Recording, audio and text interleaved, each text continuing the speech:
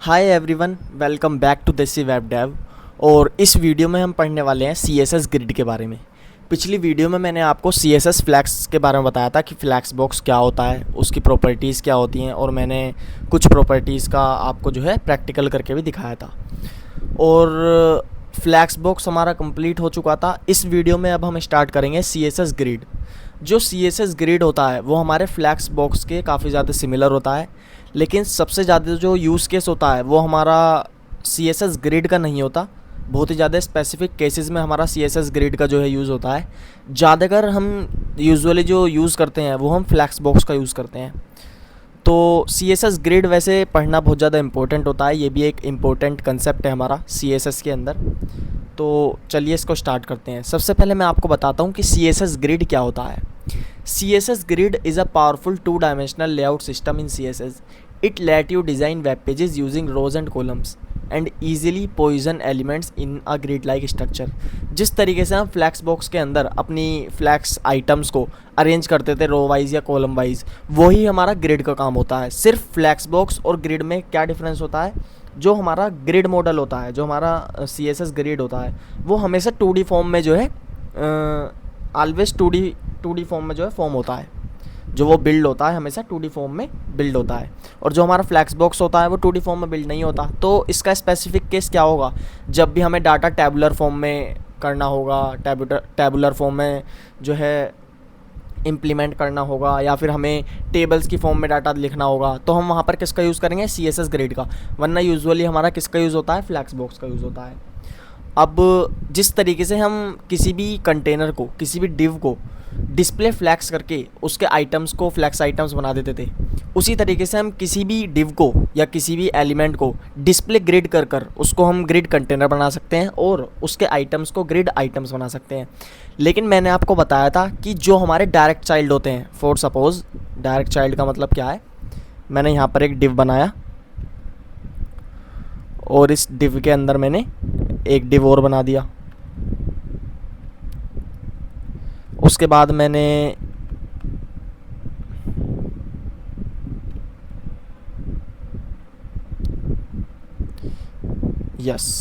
उसके बाद मैंने यहाँ पर एक डिव और बना दिया, एंड देन मैंने यहाँ पर एक स्पैन बना दिया। तो ये हमारे सब हो गए डायरेक्ट चाइल्ड। लेकिन अगर मैं एक स्पैन के अंदर अब एक पैराग्राफ बना दूँ, तो ये पैराग्राफ जो है ये हमारा डायरेक्ट चाइल्ड नहीं है इस वाले डिव का। अगर मैं इस वाले डिव को कुछ क्लास या फिर ID देके इसको मैं डिस्प्ले ग्रिड कर दूं, तो हमारे जो ग्रिड आइटम्स बनेंगे वो ये डिव और स्पैन बनेगा। ये पैराग्राफ हमारा जो है ग्रिड आइटम नहीं बनेगा। क्यों नहीं बनेगा? क्योंकि ये डायरेक्ट चाइल्ड नहीं है हमारे पेरेंट डिव का। तो ये हमारा कुछ ग्रिड आइटम्स का क्राइटेरिया होता है, मैं आपको दिखा भी देता हूँ। ये grid items, all direct childrens of a grid container becomes grid items, ये सारे के सारे हमारे क्या हैं? ग्रिड आइटम्स हैं। और ये हमारा क्या बन चुका है? ग्रिड कंटेनर बन चुका है, क्योंकि हमने इसको डिस्प्ले क्या दे दिया है? ग्रिड दे दिया है। तो मैंने आपको ग्रिड जो है अच्छे से बता दिया। अब मैं क्या करूँगा, मैं आपको एक डिफरेंस बताता हूँ और थोड़ा सा प्रैक्टिकल करके दिखाता हूँ। जिस तरीके से हमने फ्लैक्स बॉक्स के अंदर, जब मैंने आपको फ्लैक्स प्रॉपर्टीज़ बताई थी, तो मैंने एक वहाँ पर कंटेनर बनाया था, उसी तरीके से हम यहाँ पर जो है कुछ चीज़ें जो हैं इम्प्लीमेंट कर लेते हैं। लाइक सबसे पहले मैं एक हेडिंग लिख लेता हूँ। यार ये छोटे में ही अच्छा लगता है मुझे, कैप्स लॉक बंद कर देते हैं। यहाँ पर मैं एक हेडिंग लिख देता हूँ, लाइक ग्रिड प्रॉपर्टीज़।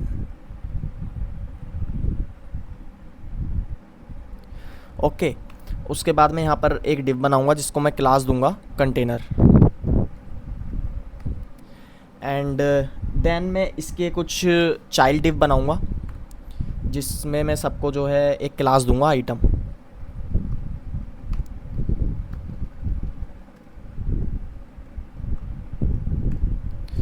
इसके अंदर मैं टेक्स्ट लिख देता हूँ 1। इसी तरीके से मैं 5 डिव बनाऊंगा।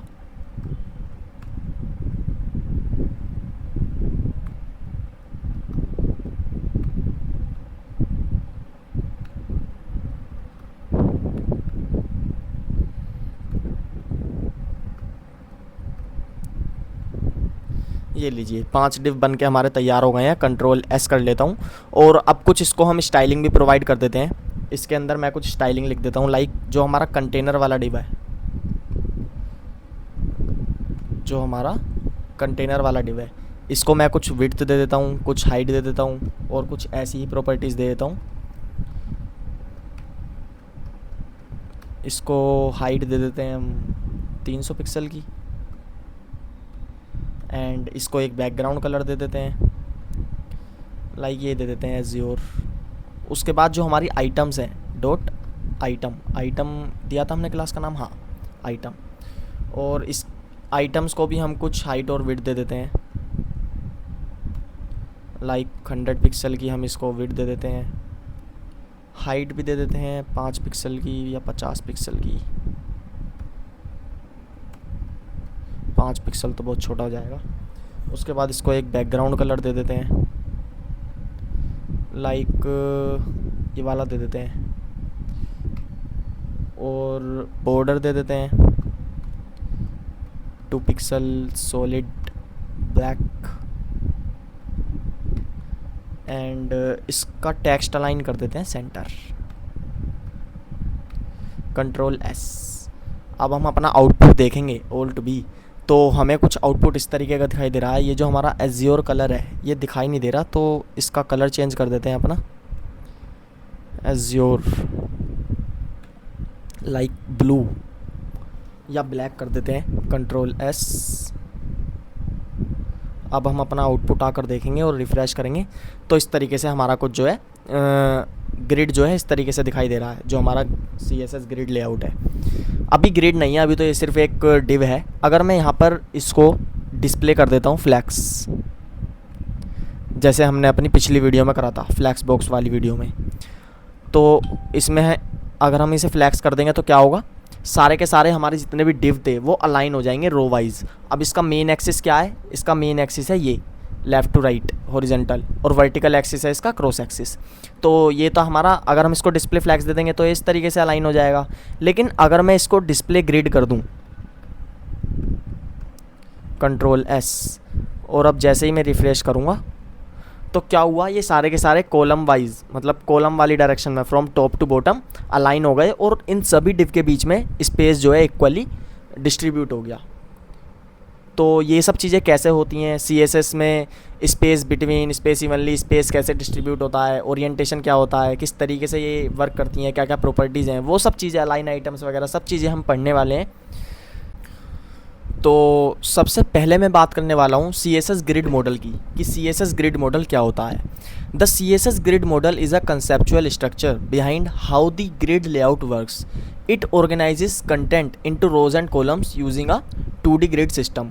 जो हमारा CSS ग्रिड मॉडल वो होता है, वो फिजिकली नहीं होता, वो एक कंसेप्चुअल स्ट्रक्चर होता है। अगर हम स्पेक पे जाके देखना चाहें तो उसको देख सकते हैं, लेकिन इस तरीके से आपको वो ऐसे ही नहीं दिख जाएगा कि आपने आउटपुट देखा और आपको जो है CSS ग्रिड मॉडल दिख गया कि उसका लेआउट क्या है, किस तरीके से वो ऑर्गेनाइज हुआ, ये सब चीज़ें हमें नहीं दिखती। ये मैंने आपको बता दिया कि जो ग्रिड होता है, CSS ग्रिड जो होता है वो 2D ग्रिड सिस्टम पर वर्क करता है। मतलब वो जो अपना जो इम्प्लीमेंटेशन करता है वो 2D फॉर्म में करता है। लाइक आपको टेबल्स का डाटा कोई भी विजुअलाइज कराना है या इम्प्लीमेंट कराना है तो आप CSS ग्रिड का यूज़ कर सकते हैं। अब मैं इसके अंदर आपको कुछ इंपॉर्टेंट कंसेप्ट के बारे में बताता हूँ। ये इस तरीके से जो इमेज में आपको दिख रहा है, इस तरीके से आपका CSS ग्रिड लेआउट कुछ वर्क करता है, जिसमें आपके पास ये जो हॉरिजॉन्टल लाइंस होती हैं इनको हम बोलते हैं रो लाइंस। लाइक ये लाइन 1, लाइन 2, लाइन 3, लाइन 4, ये हमारी रो लाइंस हैं। और ये जो आपकी वर्टिकल लाइंस होती हैं, लाइन 1, लाइन 2, लाइन 3, लाइन 4, ये हमारी कॉलम लाइंस होती हैं। जो लाइन की जो रेंज होती है वो 1 से स्टार्ट होती है, और मैक्सिमम आप कितनी भी लाइंस जो हैं, कितनी भी सेल्स जो हैं बना सकते हैं। तो ये रो लाइंस और कॉलम लाइंस मिलके क्या बनाती हैं, ये ग्रिड लाइंस बनाती हैं। इनको हम बोलते हैं ग्रिड लाइंस। उसके बाद जो हमारा अगला कंसेप्ट आता है वो आता है ग्रिड सेल्स का, कि ग्रिड सेल्स क्या होते हैं। ये जो जब ये रो लाइंस और कॉलम लाइंस इंटरसेक्ट करती हैं तो यहाँ पर एक बॉक्स बनता है। सब जगह आपको एक बॉक्स बना हुआ दिखाई दे रहा होगा, इनको हम बोलते हैं सेल्स या फिर ग्रिड सेल्स। ग्रिड लाइंस क्या होती हैं, रो लाइंस और कॉलम लाइंस को ही हम ग्रिड लाइंस बोलते हैं। ग्रिड सेल्स क्या होते हैं, जब रो लाइंस और कॉलम लाइंस इंटरसेक्ट करती हैं तो एक बॉक्स, एक सेल जो है क्रिएट हो जाता है, उसी को हम ग्रिड सेल बोलते हैं। अब अगला पार्ट आता है ग्रिड ट्रैक। ग्रिड ट्रैक क्या होता है, ये जो लाइन 1 और लाइन 2 के बीच का पूरा एरिया होता है, ये वाला जहाँ पर आपको ये कर्सर दिखाई दे रहा होगा, जूम करके दिखाता हूँ, ये वाला जो एरिया है पूरा का पूरा लाइन 1 से लाइन 2 के बीच का, ये हमारा पूरा का पूरा ग्रिड ट्रैक है। ऐसे ही ये लाइन 1 और लाइन 2 के ये बीच का ये वाला जो एरिया है, ये पूरा हमारा ग्रिड ट्रैक है। लाइन 2 और लाइन 3 के बीच का पूरा एरिया हमारा क्या है, ग्रिड ट्रैक है। दो लाइंस के बीच का जो हमारा पूरा का पूरा एरिया होता है उसको हम ग्रिड ट्रैक बोलते हैं। तो मैंने आपको तीनों चीज़ें बता दी हैं, ग्रिड लाइंस, ग्रिड सेल्स और ग्रिड ट्रैक। और ग्रिड मॉडल के बारे में मैंने आपको जो है ओवरव्यू दे दिया है। अब आगे मैं आपको कुछ दिखाता हूँ। लाइक मैं यहाँ पर आ गया, ये मैंने पिछली वीडियो में बनाया था, आपने देखा ही होगा, प्रीवियस मतलब पीछे जाके देख सकते हैं आप। अगर वीडियो छोड़ के देखोगे तो देखो समझ नहीं आएगा। मैं इंस्पेक्ट पर आऊँगा और इस तरह से यहाँ पर आके मैं आपको ये दिखाना चाह रहा हूँ। यहाँ पर आपको कुछ पर्पल लाइंस दिखाई दे रही होंगी, जूम करके दिखाता हूँ। ये पर्पल लाइंस दिखाई दे रही होंगी। मैंने यहाँ पर ना ही तो रो डिफ़ाइन करी है, ना ही मैंने कॉलम डिफ़ाइन करी है, ना ही कुछ डिफ़ाइन किया है, फिर भी यहाँ पर ये पर्पल कलर की लाइंस दिखाई दे रही हैं, क्योंकि मैंने इसको CS जो डिस्प्ले दे दिया है वो ग्रिड दे दिया है। और इन्होंने सारे के सारे ये जितने भी हमारे ग्रिड आइटम्स थे, इन्होंने अपने आप को कॉलम वाइज जो है अरेंज कर लिया है। तो ये हर एक रो में आ रहे हैं। ये फर्स्ट वाला जो डिव है ये अलग रो में आ रहा है, ये अलग रो में आ रहा है, ये अलग रो में आ रहा है। तो ये यहाँ पर जो आपको कंसेप्चुअल लाइंस दिखाई दे रही हैं, ये हमारी ग्रिड लाइंस है। और ये कौन सी लाइंस है हमारी, ये हमारी रो लाइंस है। अगर इस तरीके से भी लाइंस आ जाएं, अगर मैं यहाँ पर और डाटा इंसर्ट कर दूँ तो यहाँ पर भी लाइंस आ जाएंगे, उनको हम कॉलम लाइंस बोलेंगे। और इनका दोनों का जो मिला के नाम होता है वो होता है ग्रिड लाइंस। अब हम लोगों ने CSS ग्रिड पढ़ लिया, ग्रिड मॉडल पढ़ लिया। अब आगे हम पढ़ने वाले हैं grid template in CSS grid. तो आइए उसके बारे में मैं आपको कुछ बताता हूँ। The grid template is use to define the structure of your grid, how many rows, columns and track sizing. इसका मतलब क्या है, जो हमारा ग्रिड टेम्पलेट होता है वो यूज़ करा जाता है हमारे ग्रिड के स्ट्रक्चर को डिफ़ाइन करने के लिए, कि उसके अंदर कितनी रोज़ होनी चाहिए, कितनी कॉलम्स होनी चाहिए, हमारा जो है ट्रैक साइजिंग क्या होना चाहिए। ट्रैक साइजिंग का मतलब है, जैसे ये हमारी लाइन 1 है, ये हमारी रो लाइंस हैं, ये हमारी लाइन 1 है, ये लाइन 2 है, ये लाइन 3 है, लाइन 4 है। तो लाइन 1 और लाइन 2 के बीच का जो पूरा का पूरा एरिया होता है उसको हम बोलते हैं ट्रैक, ग्रिड ट्रैक। तो इसका जो डिस्टेंस होना चाहिए लाइन 1 से लाइन 2 के बीच का जो डिस्टेंस होना चाहिए उसी को हम ट्रैक साइजिंग बोलते हैं। तो इसका डिस्टेंस जो है हम इम्प्लीमेंट कर सकते हैं या अपडेट कर सकते हैं, मॉडिफाई कर सकते हैं with the help of grid templates. तो हम फिलहाल क्या करेंगे, इसके अंदर जो हमारे दो प्रॉपर्टीज़ होती हैं जिनको हम बोलते हैं ग्रिड टेम्पलेट कॉलम्स और ग्रिड टेम्पलेट रोज़। सबसे पहले हम बात करते हैं ग्रिड टेम्पलेट रोज़ की। तो आइए VS कोड की तरफ चलते हैं, इसको एक बार रिफ़्रेश कर लेते हैं। हम आ गए VS कोड की तरफ। हम यहाँ पर सिंपली लिखेंगे ग्रिड टेम्पलेट रोज़, लेकिन उससे पहले मैं आउटपुट में आपको एक चीज़ दिखाता हूँ। आप ये देखिए, यहाँ पर हमारी 1 इंस्पेक्ट पर जाकर दिखाता हूँ, 1 2 3 4 5, यहाँ पर हमारी 5 रोज़ हैं। और हर किसी को विड्थ कितनी मिली हुई है, ये तो कंटेनर की विड्थ आ गई, 53.2 हमारी विड्थ है। एक बार VS कोड में आके देख लेते हैं। नो, विड्थ है हमारी, यार ये विड्थ जो है इक्वली डिवाइड हुई है, इसके अंदर ये दिख नहीं रही। चलो कोई बात नहीं, देखते हैं। यहाँ पर हम दे देते हैं लाइक हम चाहते हैं कि हमारा जो शुरू के जो हमारे 3 रोज़ हैं उन सबको इक्वली जो है विड्थ मिल जाए और 100 पिक्सल की विड्थ मिले। तो हम यहाँ पर लिख देंगे simply 100 pixel and 100 pixel, control S। और इसके अंदर तो मैं आपको बाद में दिखाऊंगा रिफ़्रेश करके, पहले यहाँ पर कुछ दिखा देता हूँ। हमने क्या किया है, यहाँ पर ये हमारी लाइन 1, लाइन 2, लाइन 3, लाइन 4, ये हमारी 3 ही रोज़ हैं। तो हमने क्या किया है, इसको भी 100 पिक्सल दे दिया है, इसको भी 100 पिक्सल का डिस्टेंस दे दिया है और इसको भी 100 पिक्सल का डिस्टेंस दे दिया है। लेकिन इसके अंदर हमने क्या बना रखा है, इसके अंदर हमने 5 रो बना रखी हैं। तो रिफ़्रेश करके देखते हैं कि क्या देखने के लिए मिलेगा हमें। जैसे ही अब हमने रिफ़्रेश किया, इसको भी 100 पिक्सल की विड्थ मिल गई, इसको भी 100 पिक्सल की और इसको भी 100 पिक्सल की। बाकी जो हमारा कंटेंट था, बाकी जो हमारे डिव्स थी, वो हमारे कंटेनर से ओवरफ्लो कर रही हैं। ओवरफ्लो क्यों कर रही हैं, क्योंकि वो हमारे कंटेनर के अंदर एडजस्ट नहीं हो पा रही। अगर मैं इसको 100 पिक्सल की बजाय मैं इसको 60 पिक्सल दे दूं हर किसी को विड्थ,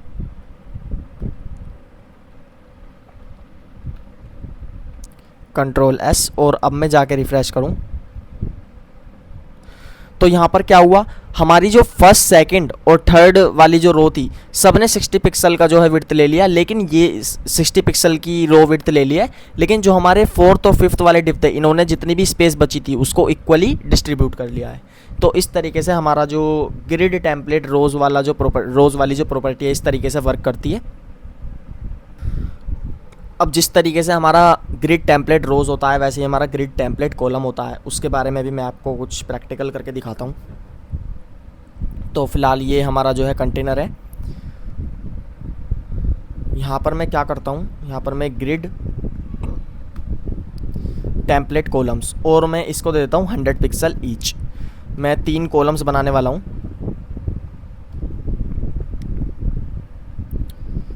यहाँ पर 3 कॉलम्स जो है इम्प्लीमेंट कर दिया मैंने। अब मैं रिफ़्रेश कर और जैसे ही मैं अपना आउटपुट देखूँगा यहाँ पर हमारी जो है 3 कॉलम्स बन गई हैं और रोज़ कितनी है हमारी, रोज़ भी हमारी 3 ही है।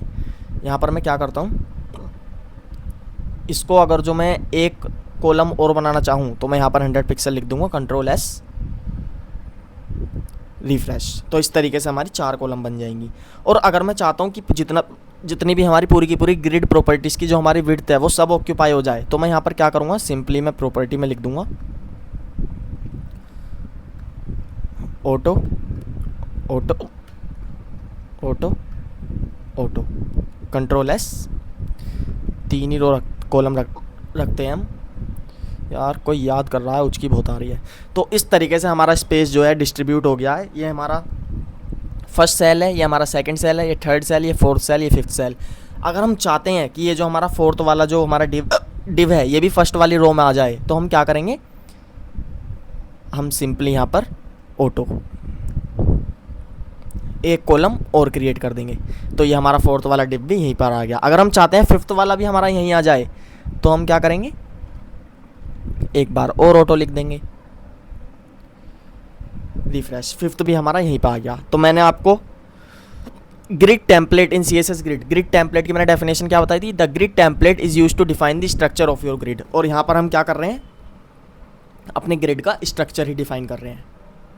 तो ये हमारा ओवरव्यू था grid template in CSS grid के अंदर। अब ये जो हमारा रोज़ और कॉलम्स को क्रिएट करने का जो तरीका होता है ये बहुत ही ज़्यादा लेंथी होता है, या कह लीजिए बहुत ही ज़्यादा टाइम कंज्यूमिंग होता है। तो इसके अलावा हमारे पास एक तरीका और होता है जिसको हम बोलते हैं रिपीट कीवर्ड या grid template columns with the help of repeat keyword. The repeat function in CSS grid let you to divide all available space. सारे के सारे अवेलेबल स्पेस को डिवाइड करने के लिए हम रिपीट फंक्शन का यूज़ कर सकते हैं। अब इसका सिंटैक्स क्या होता है, इस तरीके से हम लिखते हैं grid template column and then repeat, और उसके बाद हम यहाँ पर 2 वैल्यू पास करते हैं। सबसे पहली वैल्यू होती है काउंट, कि हम कितने रोज़ या फिर कितने कॉलम्स जो हैं, कॉलम्स वाले में कॉलम्स और रोज़ वाले में रोज़ जो है इंप्लीमेंट करना चाहते हैं। लाइक हम यहाँ पर जो है 4 कॉलम इंप्लीमेंट करना चाहते हैं। और 1FR का मतलब होता है 1 फ्रैक्शन, मतलब कि 1 फ्रैक्शन ऑफ 100% विड्थ या फिर अवेलेबल स्पेस। मैं आपको इम्प्लीमेंट करके दिखाता हूँ। मैं आ गया VS कोड की तरफ। इनको तो हम दोनों को कमेंट आउट कर लेते हैं और यहाँ पर मैं लिखूँगा grid template columns and then repeat. यहाँ पर सबसे पहली वैल्यू मैं पास करूँगा, लाइक मैं चाहता हूँ कि 4 काउंट, 4 हमारी कॉलम्स बने और 1FR, कंट्रोल S। और अब मैं जैसे ही रिफ़्रेश करूँगा यहाँ पर, तो ये हमारी यहाँ पर क्या बन चुकी हैं, 4 कॉलम्स बन चुकी हैं। अब रोज़ हमारे यहाँ पर कितनी है, 2 हैं। मैं चाहता हूँ कि और रोज़ बनी, तो मैं यहाँ पर क्या करूँगा, grid template rows repeat and यहाँ पर मैं चाहता हूँ 3 रो बन जाएं और फ्रैक्शन 1FR, कंट्रोल S। अब मैंने जैसे ही रिफ़्रेश करा, यहाँ पर कितनी रो बन गई हमारी, 1 2 3 रोज़ बन गई। यहाँ पर मैंने कितनी दी थी, 3 रोज़ दी थी, 4 कॉलम्स दी थी। तो यहाँ पर 3 रोज़ 1 2 3 और 1 2 3 4 कॉलम्स हैं। और सबका जो स्पेस है वो इक्वली जो है डिवाइड हो गया है। मैं चाहता हूँ कि 5 वाला भी यहीं पर आ जाए, तो मैं यहाँ पर क्या करूँगा, सिर्फ मैं काउंट को बढ़ाकर 5 कर दूँगा। यहाँ पर मैं 5 कर दूँगा, कंट्रोल S। और अब मैं जैसे ही रिफ़्रेश करूँगा, ये हमारी ये वाली रो भी है, ये वाली ये वाला जो हमारा डिव था वो भी यहीं पर आ गया। तो इस तरीके से हम ग्रिड टेम्पलेट रिपीट फंक्शन का यूज़ कर सकते हैं ग्रिड टेम्पलेट्स के अंदर। तो ग्रिड टेम्पलेट कॉलम्स के बाद अब हम आगे बात करने वाले हैं CSS ग्रिड गैप्स के बारे में, जिसमें हमारे पास 3 प्रॉपर्टीज़ होती हैं, ग्रिड गैप, रो गैप और कॉलम गैप। वैसे तो 2 ही होती हैं, रो गैप और कॉलम गैप, इन्हें मिलके ही ग्रिड गैप हमारा जो है टर्म बना है। तो मैं आपको बताता हूँ कि CSS ग्रिड गैप्स क्या होते हैं। In CSS grid gaps define the spacing between grid tracks, I between rows and columns without using margins on grid items. मैं आपको बताता हूँ कि इसका मतलब क्या है। ये जो हमारा पूरा का पूरा, मैं 4 और 5 को नीचे ले आता हूँ, वेट अ सेकेंड। कॉलम्स हम यहाँ पर 3 ही रखते हैं, कंट्रोल आपको अच्छे से समझाने के लिए, कंट्रोल S। और अब मैं रिफ़्रेश करूँगा तो यहाँ पर हमारी जो है, ये आप लाइंस देखिए, ये हमारी रो की लाइन है। तो हमारी जैसे ही एक रो ख़त्म होती है दूसरी स्टार्ट हो जाती है, हमारी रोज़ के बीच में कोई भी गैप नहीं है। ऐसे ही कॉलम्स के बीच में एक कॉलम ख़त्म होता है दूसरा स्टार्ट हो जाता है, तो यहाँ पर कुछ गैप नहीं है। तो ये गैप्स जो है हम इंसर्ट कर सकते हैं with the help of CSS grid gaps. अब इसको इम्प्लीमेंट कैसे करते हैं, बेसिकली हम यहाँ पर आ जाते हैं अपने VS कोड के अंदर। इसको तो हम हटा देते हैं, इसका अब कुछ काम नहीं है। और यहाँ पर हम क्या करेंगे, यहाँ पर हम लिखेंगे, हम रोज़ के बीच में जो है गैप क्रिएट करेंगे। लाइक हमें 10 पिक्सल का गैप चाहिए, कंट्रोल S। और अब मैं आउटपुट देखूँ, रिफ़्रेश करूँगा तो यहाँ पर हमारा रोज़ के बीच में ये जो आपको हाईलाइटेड पार्ट दिख रहा है, ये वाला, ये हमारा गैप जो है क्रिएट हो गया है, इंसर्ट हो गया है 10 पिक्सल्स का। एक रो से दूसरी रो के बीच में हमारा 10 पिक्सल का गैप है। ऐसे इस वाली रो से इस वाली रो के बीच में हमारा 10 पिक्सल का गैप है। और ऐसे ही हम कॉलम्स के बीच में जो है गैप क्रिएट कर सकते हैं। यहाँ पर हम लिखेंगे कॉलम गैप, और यहाँ पर 10 पिक्सल का गैप हम यहाँ पर भी दे देते हैं, कंट्रोल S। जैसे ही रिफ़्रेश करूँगा यहाँ पर भी हमारा 10 पिक्सल का गैप जो है आ गया है, हर एक कॉलम के बीच में इंसर्ट हो गया है। अब इन दोनों का एक हमारा कह सकते हैं आप शॉर्ट हैंड होता है। हम सिंपली यहाँ पर लिखते हैं ग्रिड गैप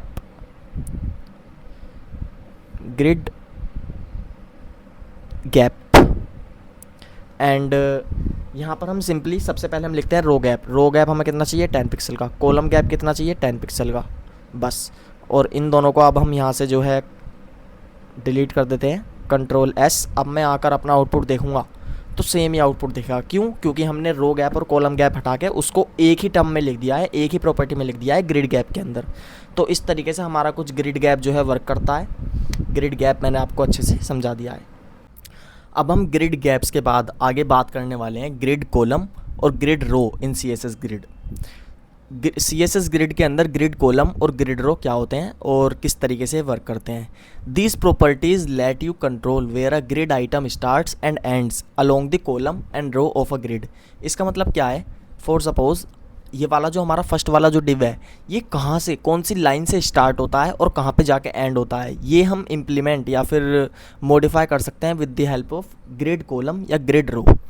तो बेसिकली कहने का मतलब क्या है, फॉर मान लीजिए ये जो हमारा फर्स्ट वाला डिव है, ये हम यहाँ से लेके और पूरी रो पर, ये जो पूरी 1 2 3 3 ये हमारी 3 कॉलम्स हैं, हम इन सब पर सिर्फ एक ही डिव जो है इम्प्लीमेंट करना चाहते हैं, वो है हमारा फर्स्ट वाला डिव। तो उसके लिए हम क्या करेंगे, हम ग्रिड कॉलम्स का यूज़ करेंगे। किस तरीके से यूज़ करेंगे, हम जो हमारा फर्स्ट वाला डिव है हमने उसको एक क्लास दे दी है या हमने उसको एक ID दे दी है 1। अब हम क्या करेंगे, इस ID को सिलेक्ट करेंगे और यहाँ पर हम सिंपली लिखेंगे, सबसे पहले तो हम इसकी विड्थ पूरी की पूरी कर देते हैं 600 पिक्सल फर्स्ट वाली डिव की। उसके बाद हम क्या करेंगे, या इसको कमेंट आउट करते हैं, ये मैं आपको बताऊंगा कि मैंने ये क्यों किया बाद में कमेंट हटाकर। यहाँ पर मैं सिंपली लिखूँगा ग्रिड